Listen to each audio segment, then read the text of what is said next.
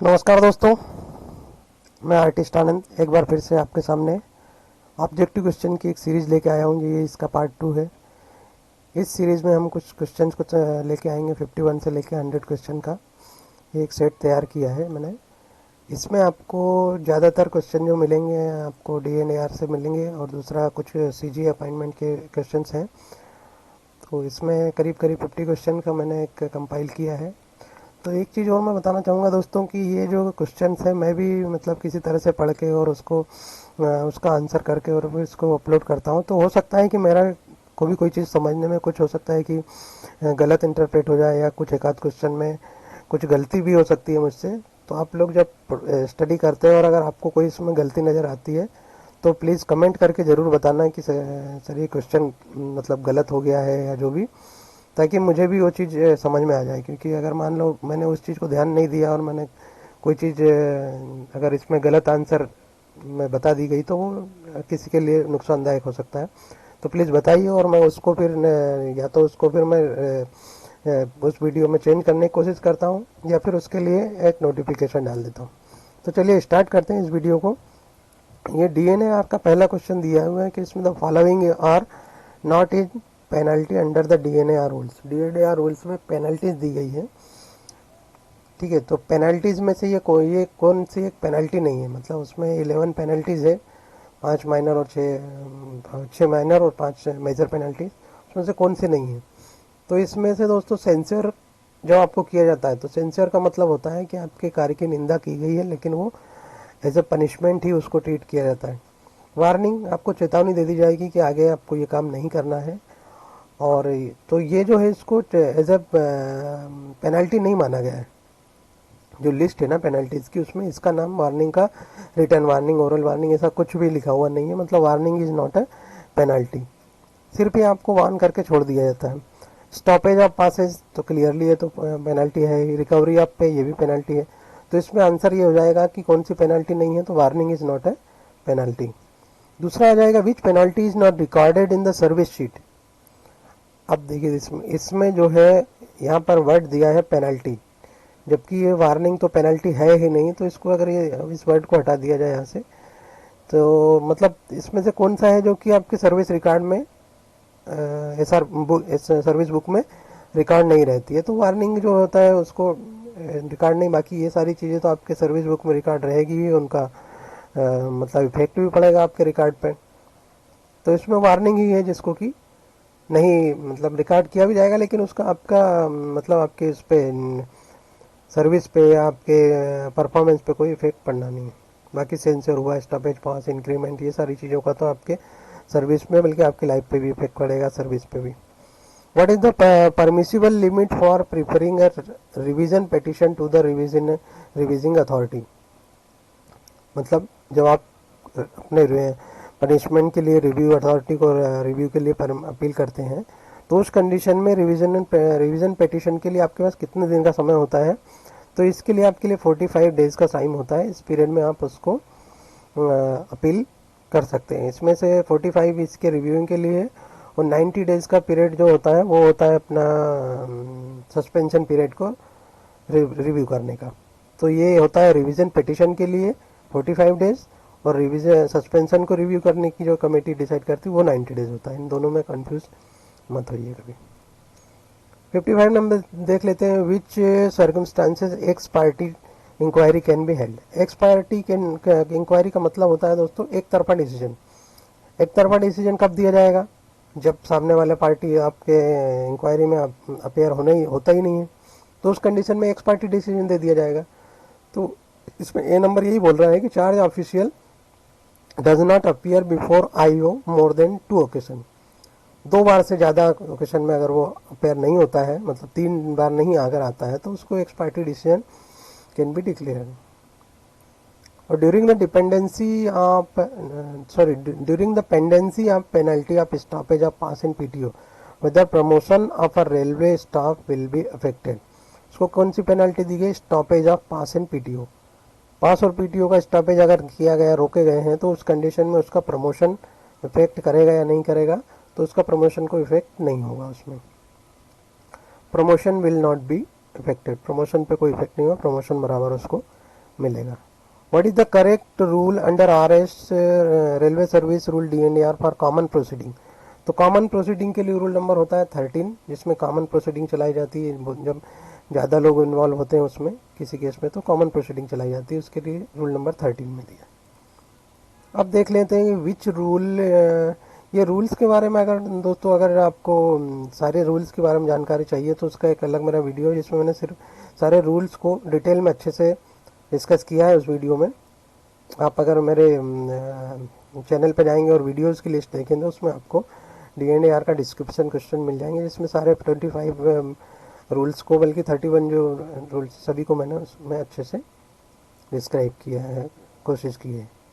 तो ये है कि under which rule disposing the revision petition by the GM in case should be refer to the RRT for advice.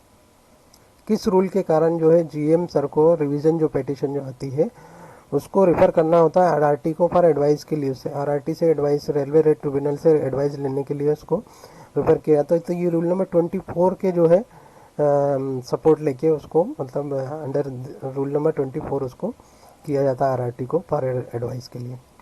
Fresh appointment या री appointment, employee है जिसको डिसमिस कर दिया गया सर्विस से, ठीक है, उसके बाद में उसको जब उसने रिवीजन पिटिशन डाली और उसको उसकी कंडीशंस को देखते हुए, सिंपैथी दिखाते हुए उसको री अपॉइंटमेंट दे दिया जाता है, रीइंस्टेटमेंट बोला जाता है उसको। तो उस कंडीशन में क्या होता है कि उसको किस रूल के आधार पर दिया जाता है, तो उसमें है उसको ये रूल के 402 402 IREC Indian railway establishment code volume 1 के अनुसार जो है उसको ये अपॉइंटमेंट दिया जाता है। उसको जो है फ्रेश फॉर फीचर इस सर्विस, पास सर्विस को लेके कंडीशन डाल के उसको जो है री अपॉइंटमेंट दिया जाता है। Rule number 11 of the DNAR rules 1968, the procedure of, rule number 11 जो है, रूल नंबर 11 में किसके बारे में डिस्क्राइब किया है, मतलब क्या प्रोसीजर दिया हुआ है, तो रूल नंबर 9 में दिया हुआ मेजर पेनल्टीज़ के लिए, ठीक है। तो ये इसमें कंफ्यूज मत होना। और जो माइनर पेनल्टी होता है, माइनर पेनल्टी के लिए सिर्फ 11 दिया जाता है और इस रूल नंबर 11 ही है, लेकिन मेजर पेनल्टी के लिए सिर्फ 5 दिया जाता है और उसके रूल नंबर 9 में उसकी प्रोसीजर दी है। तो इसका रूल नंबर 11 है तो ध्यान रखना माइनर पेनल्टी के लिए है, और रूल नंबर 9 अगर देता है तो उसमें मेजर पेनल्टी के लिए दिया जाता है। और सारे पेनल्टीज़ के बारे में जो डिस्क्राइब किया वो रूल नंबर 6 में बताया है, सारे पेनल्टीज़ के लिए, माइनर और मेजर के लिए। तो इसका आंसर रहेगा डी, माइनर पेनल्टी के लिए रूल नंबर 11। अब which of the following is not termed as penalty under DNAR rule 1968। अब पेनल्टी के बारे में अगर आप देखेंगे रूल नंबर 6 इसका अगर DNAR का पढ़ेंगे तो उसमें आपको सेंसर मिलेगा, विथहोल्ड ऑफ प्रमोशन मिलेगा, लेकिन उसमें सस्पेंशन का कहीं भी उसमें नाम नहीं है। मतलब सस्पेंशन एक प्रकार से देखा जाए तो पेनल्टी कहीं से कहीं तक नहीं है, वो एक ऑफिशियल प्रोसीजर है, ठीक है, जिससे कि एक एम्प्लॉई को उसके वर्क प्लेस से दूर रखा जाता है। और वो इसलिए रखा जाता है ताकि वो किसी एविडेंस के साथ में मैनिपुलेट न कर सके, उसमें किसी प्रकार की संभावना न बने, इसलिए उसको वर्क प्लेस से दूर रखा जाता है। Who is the competent to review DNAR 25A the rule railway servant rule 1968। तो रिव्यू करने के लिए 25A के अनुसार कौन कॉम्पिटेंट है, तो इसका आ जाएगा दोस्तों प्रेसिडेंट ऑफ इंडिया। उसको अगर आप रिव्यू के लिए अपनी अपील करते हैं तो रूल नंबर 25 के अंडर रूल नंबर 25 अपील कर सकते हैं रिव्यू के लिए। Who is the competent authority to consider the appeal without restriction of time limit. अगर अपील करना है, अपील के लिए आपके 45 डेज का टाइम होता है, और 45 डेज में अगर आप नहीं कर पाते हैं और उसके बाद में कुछ ऐसा रीज़न लिख के डालते हैं उसमें विथ रीज़न, अगर वो सेटिस्फैक्ट्री मैनर में अगर वो रीज़न रहता है तो जो टाइम लिमिट को जो है मतलब वो कर दिया जाता है, टाइम लिमिट को ध्यान नहीं रखा जाता है। तो उसकी पावर किसके पास है, GM सर के पास उसकी पावर है कि वो उस पीरियड के बाद भी उस अपील को, मतलब अपील पे वो कर सकते हैं, मतलब एक्शन ले सकते हैं।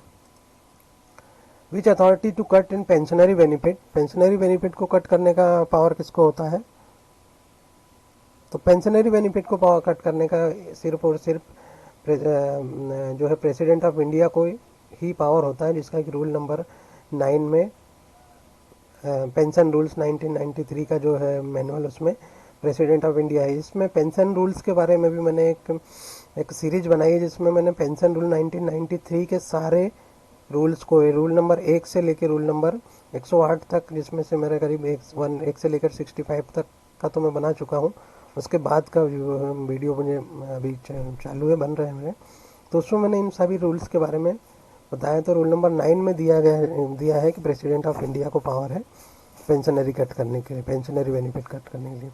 Weather pension is payable in case of removal और डिसमिसल ऑफ रेलवे सर्वेंट। तो अगर कोई व्यक्ति जिसको रिमूव या डिसमिल कर दिया गया तो क्या उसको पेंशन मिलेगी?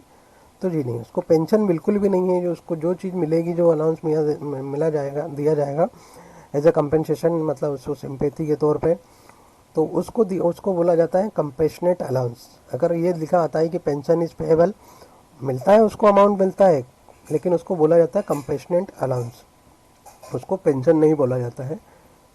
तो ये रहेगा इसका answer, compassionate allowance can be consider. और वो भी जो कंसिडर किया जाएगा तो वो 2/3 से ज़्यादा नहीं रहेगा। उसकी पेंशन जो मंथली था उससे 2/3 से ज़्यादा किसी भी हालत में कंपेशनेट अलाउंस नहीं दिया जाता है। और reduction to a lower stage, और वही चीज़ इसमें एक चीज़ और बताऊँ, जब उसको कंपलसरी रिटायरमेंट दिया जाता है तो उसको मिनिमम 2/3 पेंशन देना जरूरी होता है, उससे कम पेंशन उसकी नहीं कर सकते, और इसमें 2/3 से ज़्यादा नहीं कर सकते। Reduction to the lower stage in time scale of pay cannot affect promotion during penalty. Reduction to the lower stage in the time scale. Time scale of पे में उसको एक या 2 स्टेज आपको बैक कर दिया गया है, लोअर स्टेज पे ले आए गए हैं। तो ये जो पनिशमेंट मिलेगा reduction to the lower stage, इससे क्या होगा कि pay can not effect promotion during penalty. इसमें प्रमोशन पर कोई इफेक्ट पड़ेगा? उसका प्रमोशन तो मिल जाएगा, उसको प्रमोशन पे इफेक्ट उसका नहीं पड़ेगा, प्रमोशन उसको बराबर मिलेगा, लेकिन जो जितना टाइम पीरियड है उस पीरियड में उसको जो है उसी पे स्केल पे काम करना पड़ेगा, लेकिन उसको प्रमोशन हो जाएगा। Affect promotion after expiry of punishment, तो इसमें नॉट अफेक्ट प्रमोशन, थोड़ा सा कंफ्यूजन भी हो रहा है।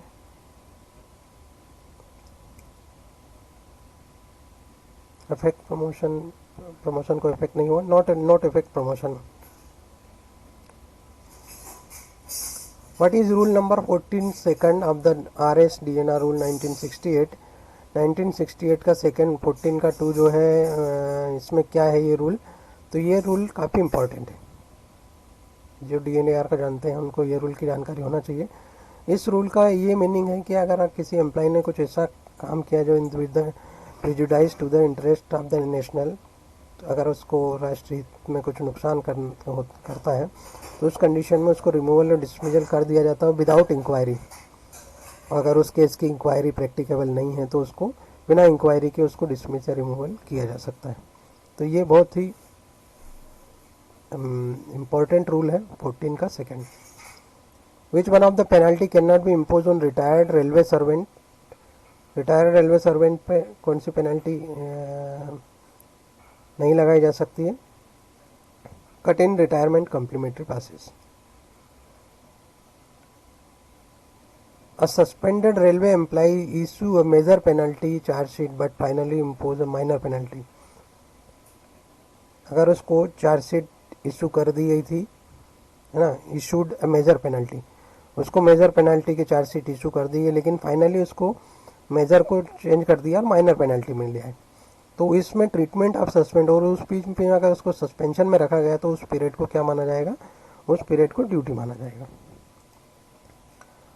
विच is not applicable to treatment of the suspension period. Suspension period को ट्रीटमेंट मतलब applicable to treatment of suspension period के लिए कौन सा एप्लीकेबल नहीं रहेगा?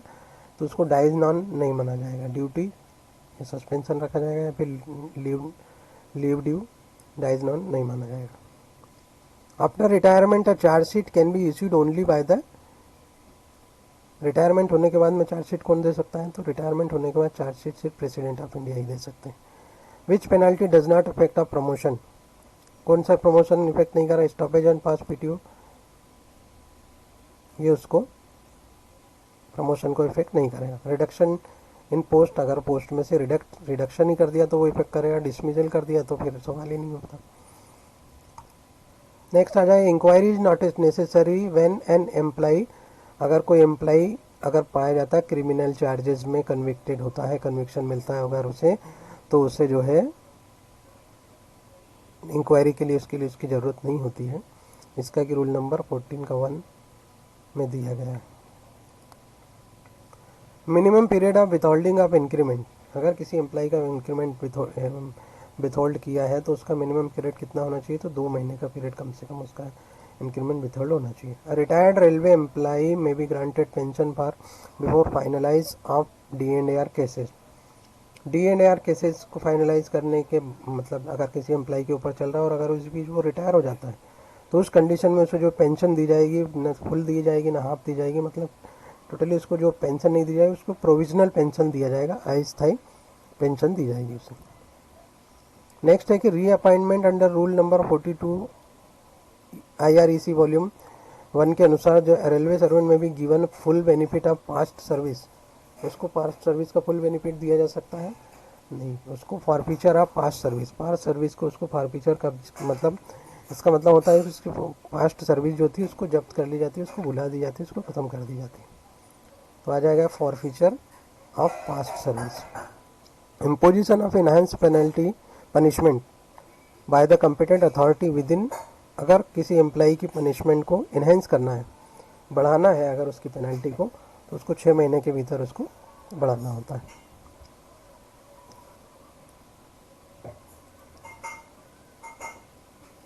विच one of the following penalty are not recognized, कौन सी पेनल्टी है जो रिकॉग्नाइज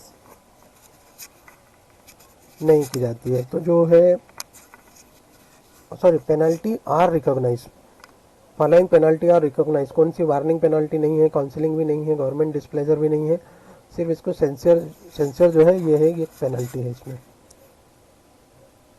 गवर्नमेंट डिस्प्लेजर जो होता है ये क्लास ए सर्विसेज के लिए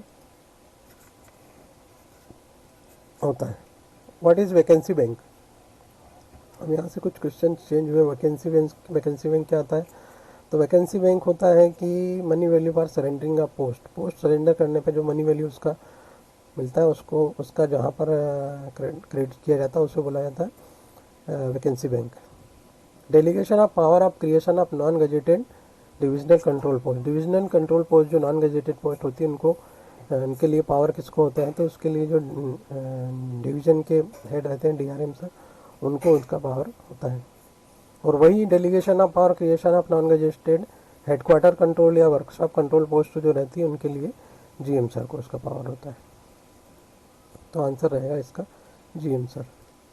नेक्स्ट आ जाएगा कि एक्सेप्ट RPF कैटेगरी को छोड़कर which category are exempt from the purview of right sizing. RPF को छोड़ने के बाद में राइट साइजिंग का मतलब होता है दोस्तों कि उसका स्टाफ का एक सही मात्रा में उनको इस प्रकार से रखना, उनका राइट साइज करना। तो इसको जो है इसमें RPF के अलावा सेफ्टी कैटेगरी जो है इन दो को जो है एग्जेम्प्ट किया गया है परव्यू ऑफ राइट साइजिंग से, उनका राइट साइजिंग नहीं किया जाता है। तो ये सेफ्टी कैटेगरी आ जाएगा और RPF। What is the procedure for dealing with manned surplus post manned मतलब जहाँ पर आदमी काम कर रहा है और वो पोस्ट सरप्लस हो जाती है, तो उसको उस कंडीशन में उसे क्या किया जाएगा, उसकी स्टाफ की प्रोफाइल देखकर और रीडिप्लॉयमेंट कर दिया जाए, रीडिप्लॉयमेंट का प्लान बनाया जाएगा कि उसको कहाँ रीडिप्लॉय कर सकते हैं।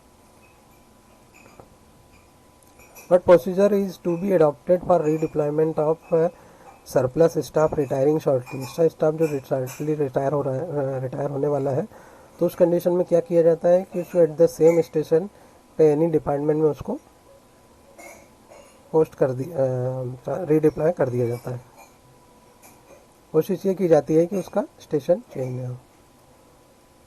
Staff who retiring shortly can not be redeployed at the same station, what procedure will be followed, क्या प्रोसीजर रहेगी, तो the staff should be placed again special supernumerary post, उसको स्पेशल सुपर न्यूमररी पोस्ट के में उसे रख दिया जाता है। Whether pay and allowances will be admissible to surplus staff undergoing redeployment training उसमें उसको पे एंड अलाउंसेज सारी चीज़ें उसको मिलेगी। The rule governing employment assistance on compassionate ground has framed with effect from the 30 April 1979 से ये effect है। What is the lower age limit of recruitment of general candidate in group C और D category? तो सभी को पता है 18 years का है अपना lower age limit. Married daughter can be given compassionate appointment is a matter of discretion and satisfaction that she would act as bread winner of the family. कोई ऐसी डॉटर है, मेरे एम्प्लॉई है, रेलवे एम्प्लॉई जो expire हो गया और उसने अपनी लड़की की शादी ऑलरेडी कर चुका था, लेकिन उसकी सपोज की सिंगल डॉटर है ना, और वो ऑलरेडी मैरिड हो गई है, तो अब उसके लिए अगर मान लो ब्रेड विनर का काम अगर कोई करता है तो या तो उसकी वाइफ करे या उसकी लड़की करे। तो अगर उसकी वाइफ ये डिस्क्रिप्शन देती है और अगर वो बोलते हैं कि नहीं मैं अपनी मेरी डॉटर को ये जॉब दूंगी जो कि मेरे लिए ब्रेड विनर का काम करेगी, तो उस कंडीशन में उसको ये जॉब दी जा सकती है। तो ये किसको पावर है ये कंसिडर करने के लिए? तो ये जीएम सर को पावर है, क्योंकि उनको as a bread winner of the family मानते हुए उसको सीजी अपॉइंटमेंट दे सकते हैं। Compassionate appointment to a dependent brother sister of a railway employee dying as a bachelor spinster can be offered by. एक एम्प्लॉय है जिसको कि बैचलर था या स्पिंटर थी, कोई फीमेल एम्प्लॉय है, तो अगर वो डाइंग हो जाता है बिफोर मतलब उसकी शादी से पहले, तो उस कंडीशन में उसका जो है डिपेंडेंट ब्रदर या सिस्टर को जॉब दी जा सकती है, क्योंकि फैमिली तो है नहीं, वाइफ को मिलेगी नहीं, तो ब्रदर या सिस्टर ही उसकी डिपेंडेंट हो सकते हैं, उनको दी सकती है। तो ये पावर किसके पास रहेगी? ये भी पावर रहेगी जीएम सर के पास।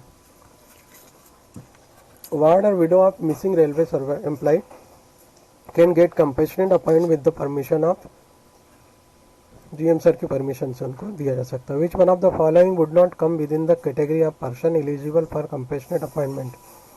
डॉटर तो आती ही है, सन भी आता है, वाइफ भी आती है, सिर्फ ब्रदर इन लॉ मतलब साला जो होता है वो इस कैटेगरी में नहीं आता है।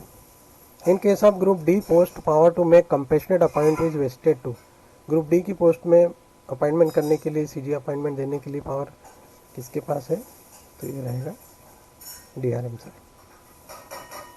हम 95 देखते हैं। What percentage marks are to be obtain in the selection of being declared outstanding? अगर कोई एम्प्लॉय डिपार्टमेंटली का एग्जाम होता है और उसमें एम्प्लॉय आउटस्टैंडिंग कैटेगरी में आता है, मतलब उसके नाम पे आगे आउटस्टैंडिंग लिखा आता है, इसका मतलब उसने कितने परसेंट मिनिमम मार्क्स गेन किए? उसने 80% मिनिमम मार्क्स गेन किए, और 80% मार्क्स अगर वो गेन कर लेता है तो आउटस्टैंडिंग में आ जाता है। जब आउटस्टैंडिंग में आ जाता है तो उस पैनल में पास होने वाले जितने भी कैंडिडेट्स हैं उनसे उसका 50% से ज़्यादा कि उसको मतलब 50% लोगों से ज़्यादा सीनियर वो हो जाता है। The minimum qualification to the post of skilled artisan for the compassionate appointee is prescribed as. Minimum qualification skilled artisan की पोस्ट के लिए क्या है? सीजी अपॉइंटमेंट के लिए 10th पास होना चाहिए और 3 ईयर की उसकी 3 साल की सर्विस होना चाहिए।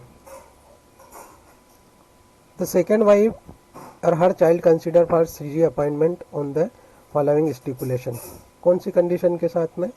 अगर मान लो administration have given permission for second marriage, अगर कोई ऐसी कंडीशन बनती है कि उसके लिए उसने अपने सेकेंड मैरिज के लिए एडमिनिस्ट्रेशन से परमिशन मांगी है और एडमिनिस्ट्रेशन ने उसे परमिशन दी है, तो उस कंडीशन में सेकेंड वाइफ का जो बच्चा रहेगा वो is eligible for compassionate appointment.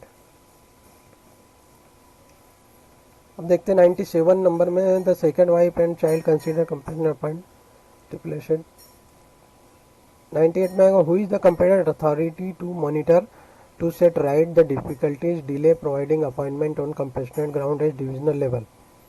Divisional level पे जो भी सीजी अपॉइंटमेंट होते हैं तो उनकी जो प्रोसीजर को मॉनिटर करने के लिए जो फैसिलिटी है कि डिले तो नहीं हो रहा, डिफिकल्टीज तो नहीं आ रही, ये किसके पास होती है? तो ये जो है देखते हैं इसके लिए सीनियर डीपीओसी जो भी डिविजनल में रहेंगे वो ये चीज़ को मॉनिटर करेंगे।